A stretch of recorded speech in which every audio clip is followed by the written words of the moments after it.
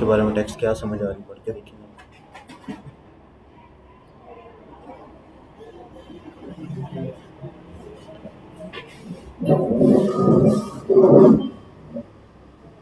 क्या बताया इसमें? It's easy to learn. It's a programming language. इसने बताया कि प्रोग्रामिंग लैंग्वेज है, ठीक है, और करती क्या है ये? हाँ जी, वेब तो नहीं लिखी है। किस क्या लिखा हुआ है?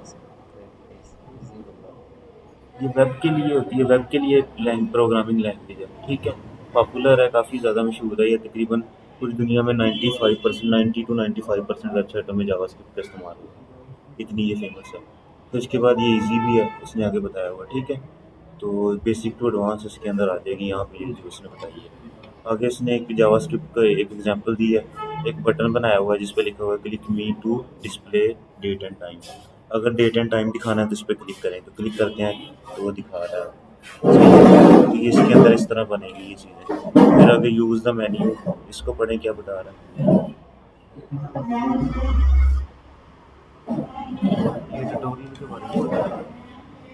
आगे वाई स्टडी जावास्क्रिप्ट, ये वाली लाइन यहाँ पे देखिए इसने इसको क्यों पढ़ें। उसने लिखा हुआ है कि is one of the 3 language all web developer must learn. ये 3 जो है, कोई भी वेब डेवलपर है ना, कोई भी किसी किस्म का, वो 3 लैंग्वेज ये लाजमी करेगा। अगर ये 3 नहीं करेगा तो उसका आगे काम ही नहीं चलेगा, ठीक है। आगे डायरेक्ट कोई भी PHP कर लेता है, कोई जाके C++ कर लेता है, प्रोग्रामिंग कर लेता है, लेकिन जब तक ये 3 नहीं करेगा ना, इनमें से HTML CSS तो लाजमी है, जावास्क्रिप्ट को चलो छोड़ भी सकते हैं, नहीं तो ये भी करे, 3 लाजमी है, तीनों करेगा तो आगे कोई भी काम कर सकता है। ये HTML CSS तो 100% करनी पड़ेगी। जावास्क्रिप्ट में चांस है कि ये स्क्रिप्ट से जो चीज़ें बन रही हैं अगर वो छोड़ भी दें तो किसी और से जो प्रोग्रामिंग अपनी उससे भी बना सकते हैं, लेकिन अगर आप स्क्रिप्ट भी कर लेते हैं तो ज़्यादा अच्छा है। फिर आगे इसने बताए हुए हैं उसकी अपडेट्स कब कब आई थी, किस किस साल आई थी, यहाँ पे ये बताया। फिर लर्निंग स्पीड, उसकी स्पीड के बारे में बताया हुआ है यहाँ पे। ये इसकी सिंपल होम में लिखा हुआ है, इंट्रोडक्शन में देखते हैं क्या चीज़।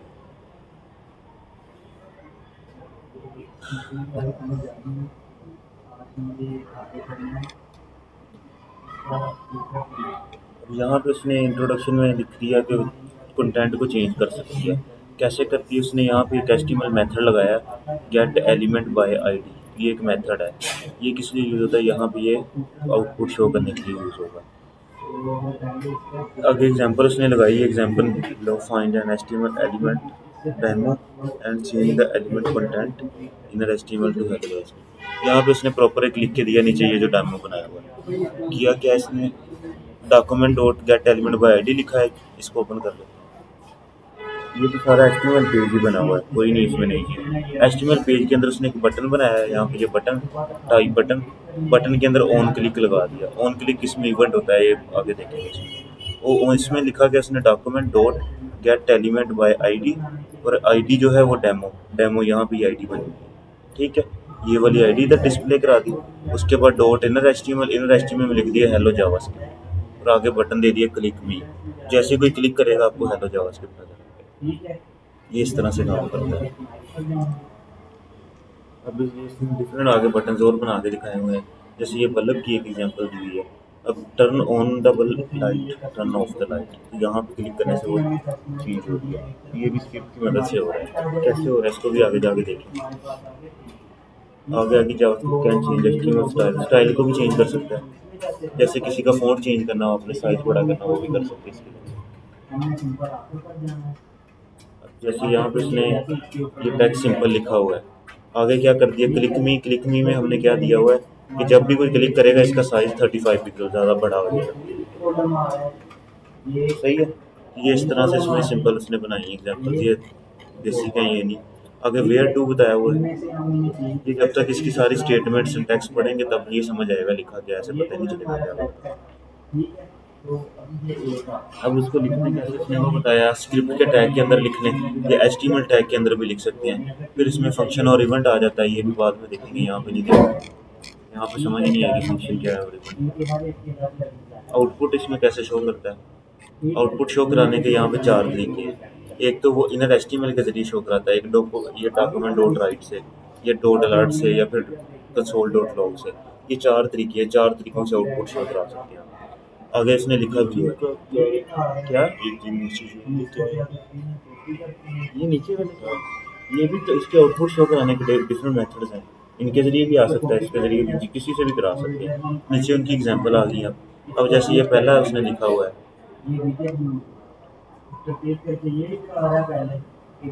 यहाँ पे एचटीएमएल डॉक्यूमेंट बनाया उसमें उसने लिख दिया इनर एचटीएमएल।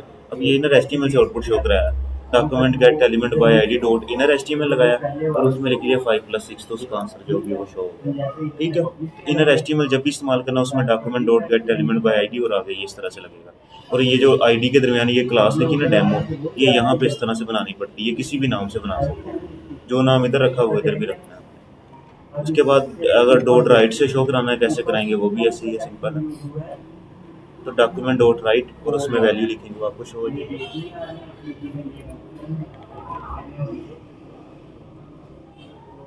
फिर अगला जो था ये डॉट राइट वाला उसने बटन पे कर दिया ऑन क्लिक करके इवेंट लगा के दिखाया। ट्राई करेंगे तो आपको 11 नजर आएगा। तो ये बटन पे भी ऐसे कर सकते हैं अप्लाई, ये भी वही तरीका किया है। अब ये एग्जांपल जो अलर्ट वाली है तो अलर्ट में ये इस तरह से मैसेज आएगा ऊपर, ये जो मैसेज आ रहा है ना ये अलर्ट की वजह से आ रहा है। इधर वैल्यू ऐड की जैसे ही रन करेंगे यहाँ पे मैसेज शो करेगा, तो ये इस तरह से भी शो कर सकते हैं। अब लास्ट आ गया कंसोल डॉट लॉग वाला, ये अलर्ट वाला ही है। अब ये कंसोल डॉट लॉग वाला आ गया। तो कंसोल डॉट लॉग वाला आउटपुट शो करता है लेकिन कहाँ पे जाके, उसने यहाँ पे लिखा है इसका आउटपुट देखने के लिए F12 प्रेस करें और उसके बाद कंसोल में जाके आप इसका चेक कर सकते हैं। तो जैसे ही करेंगे F12 इसका प्रेस करेंगे, किधर F12 या फिर रिस्पेक्ट में चले जाएं। अगर F12 नहीं प्रेस करें तो रिस्पेक्ट में जाके कंसोल में जाना है आपने। तो कंसोल में अगर आपको आउटपुट ये देखिए ये 11, ठीक है, ये आउटपुट जो है कंसोल में हमारा कंसोल शो करता है। अगर ऐसे ये वाला ऑप्शन दिया तो कंसोल में आएगा, अगर इनर एचटीएमएल या कोई दूसरा लगाया तो वो उधर ही सामने शो कर देगा। तो ये 3-4 तरीके हैं। फिर इसमें एक प्रिंट का उसने लगा के दिखाया, अगर प्रिंट करना हो किसी भी डॉक्यूमेंट को तो वो बटन बना सकते हैं डॉट प्रिंट लगा के। बस जैसे इस पेज को प्रिंट करना है तो इस पर क्लिक करें तो ये प्रिंट का ऑप्शन आ गया सारा। डायरेक्ट इधर सेटिंग करके प्रिंट करेंगे आपका डॉक्यूमेंट प्रिंट हो गया। इसको पढ़ें कि किस तरह इसके लाया है। सिर्फ ये डॉट प्रिंट लिखा हुआ है, ये इसके बाकी फंक्शन इसके सारे अपने ही हैं, सिर्फ इतना नाम लिखना है वो खुद ही काम करेगा। ये इसने सारा कंप्लीट कर दिया। अब इसकी ये जो इसके अंदर डिफरेंट चीज़ें होती हैं, इसके स्टेटमेंट्स, इसके अंदर वेरिएबल्स, इन चीज़ों का आपको पहले पता है या नहीं? अब स्टेटमेंट्स जो हैं ये तब आएंगी जब आपको इसके वेरिएबल और इसके अंदर ये जो ऑपरेटर्स हैं असाइनमेंट अरिथमेटिक ऑपरेटर ये आएंगे तो तब आएंगे, अदरवाइज ये आपको समझ ही नहीं आएगी। अब इनको फिलहाल छोड़ दें। सिंटैक्स है, सिंटैक्स में भी सिंपल वही लिखा है, इसको भी छोड़ दें। कमेंट कैसे करते हैं, इसमें किसी भी लाइन को कमेंट करना है तो उसके पीछे 2 दफ़ा इस तरह बैकस्लैश लगा दे वो कमेंट हो जाएगा। ये भी छोड़े। अब ये वेरिएबल कर, हाँ जी वैसे ही लगा दे कंट्रोल के साथ, कंट्रोल के साथ भी कर सकते हैं, सारा सेलेक्ट करके कंट्रोल ब्रैकेट के साथ कर दें जैसे उसमें करते हैं। अब वेरिएबल को भी छोड़े, डायरेक्ट ऑपरेटर में है। अभी आपने ऑपरेटर करने हैं, ऑपरेटर आपको कल याद होने चाहिए सारे के, कौन सा ऑपरेटर क्या काम है उसका, कैसे काम करता है, उसकी साथ साथ एग्जांपल्स भी हैं वो भी करके देखनी है। यहाँ पे देखो ये लिखी हुई है 6-7 किस्में इसकी होती हैं, ये लिखी हुई है। सबसे पहले अरिथमेटिक है, असाइनमेंट है, कंप्रेशन है, स्ट्रिंग है, लॉजिक है, बिटवाइज है, टर्नरी है और आगे टाइप ऑपरेटर है। आगे इन सब की एग्जांपल आ जाएंगी। जैसे अरिथमेटिक ऑपरेटर है तो अरिथमेटिक में कौन से होते हैं, प्लस माइनस मल्टीप्लिकेशन डिवीजन, ये जो सारे इंक्रीमेंट डिक्रीमेंट ये सारे अरिथमेटिक में आ जाते हैं। और इनका काम क्या, आगे इनकी कोई ना कोई एग्जांपल भी मिल जाएगी आपको। उसके बाद आ जाते हैं असाइनमेंट ऑपरेटर। ये असाइनमेंट ऑपरेटर, असाइनमेंट में कौन से हैं, जिसमें equal, plus equal, minus equal, इस तरह के मल्टीप्लाई इक्वल, ये सारे किसमें कौन से हैं, ये असाइनमेंट में आ जाते हैं। फिर ये आ जाते हैं कंप्रेशन में, double equal, triple equal, not equal, less than, greater than equal, less than equal, ये सारे उसमें आ जाते हैं कंप्रेशन ऑपरेटर। ये भी आपको पता हो कौन सी किस में आ रहे हैं और उसका काम क्या है। उसके बाद आ जाता है इसको मैथमेटिकल तो कैसे होता है? मैथमेटिकल नहीं कह सकते, मैथ है उसी जैसे, लेकिन मैथ और चीज़ है, ये और चीज़ है, उससे मिलते जुलते ही हैं वैसे। फिर ये यहाँ पे स्ट्रिंग है, स्ट्रिंग कौन सा होता है यहाँ पे इसने बताया है। तो जो भी वैल्यू आपकी सिंगल या डबल कोट में लिखी जाती है, ये जैसे इधर भी डबल डॉट लगे इधर भी लगे तो ये स्ट्रिंग कहलाती है। जैसे यहाँ पे उसने लिखा 5+5 तो क्या आंसर आना चाहिए, 10 आना चाहिए, सही है। आगे उसने फिर 5+5 लिखा लेकिन अभी 55 है, तो ये कैसे बना, बनता है 55 किसी तरह से या नहीं? मल्टीप्लाई हो गया, जैसे भी किसी भी तरीके से बन रहा है, मल्टीप्लाई करके 55 बन जाएगा।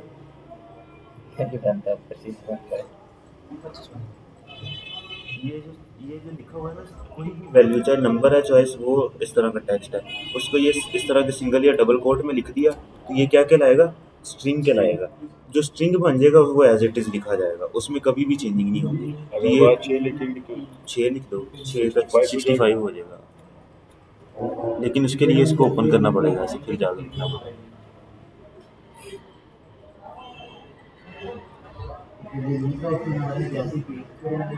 यहाँ पे सही लिख दो या कोई और वैल्यू लिख लो, लिख के उसको रन करो, वो बता रहा है। नीचे उसने की भी हुई है, हेलो 5 लिखा इसका था। मतलब ये वो डबल कोट का मतलब है कि वो स्ट्रिंग है, ये उसकी जो ऑपरेटर है वो स्ट्रिंग लगा हुआ है, डाटा टाइप जो है, और स्ट्रिंग का मतलब है कि उसने जैसे इधर लिखा है वैसा ही उधर शो कर दो, और जो अगली वैल्यू वो ना ऐड हुई ना कुछ हुआ तो वो भी साथ वैसे ही होगा। इसके बाद आगे ये लॉजिकल ऑपरेटर जिसमें एंड और नॉट होते हैं, ठीक है। फिर उसके बाद ये बिट वाइज है, बिट वाइज भी एंड और नॉट नोर इस तरह के हैं, ये भी देख लेने आपने। इसके बाद लास्ट कोई नहीं, बस यहाँ तक ऑपरेटर जाके, तो ये आपने सारे ऑपरेटर देखने हैं, कौन सा ऑपरेटर किस में आता है और उसका क्या काम है। फिर जैसे असाइनमेंट है, ये असाइनमेंट ऑपरेटर आ गया, यहाँ पे इसकी सारी एग्जांपल्स होंगी, इसको ओपन करना है।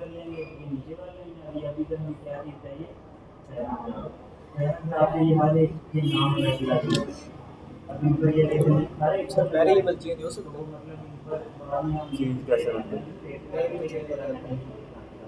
वेरिएबल ही चेंज होता है इसकी किस लिहाज से? मतलब सर वेरिएबल हमने प्रोग्राम के अंदर दिया, उसको हम चेंज करना चाहते हैं। किस लैंग्वेज के हवाले से बात कर? ये सर सी प्लस प्लस में वेरिएबल कौन कौन से होते हैं? उसके अंदर सर एक बताना मैं, उसमें इंट एक वेरिएबल होता हाँ इंट होता है सर, हमारे पास में होता है जो क्या कहते हैं इंटीजर के लिए होता है एफ, उसमें हर लैंग्वेज के अपने वेरिएबल होते हैं और वो वेरिएबल वही लिखने पड़ते हैं, उसके अलावा कोई और लिखेंगे वो काम नहीं करता, वो उसके लिहाज से होते हैं।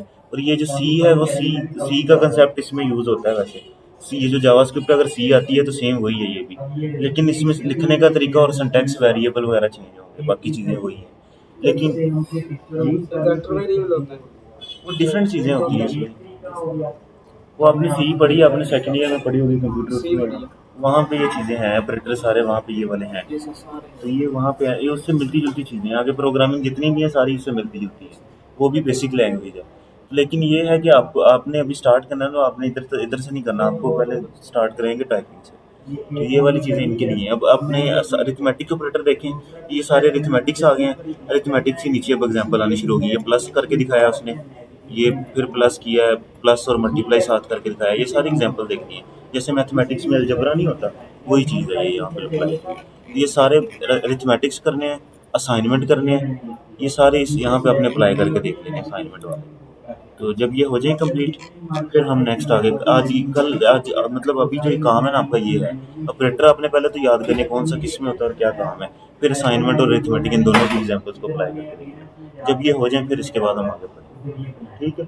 ये वाली ऑपरेटर सारे आएंगे, ऑपरेटर के बाद फिर इसके वेरिएबल्स का पता होगा कौन सा वेरिएबल है, कैसे उसको लेना है, फिर जाके हम इसमें कोई भी काम कर सकते हैं, अदरवाइज नहीं कर सकते, ठीक है। तो ये आप अभी याद करना, आपका यही काम है, ठीक है। आपकी क्लास कल से स्टार्ट करेंगे, अभी लाइट नहीं है, मसला कर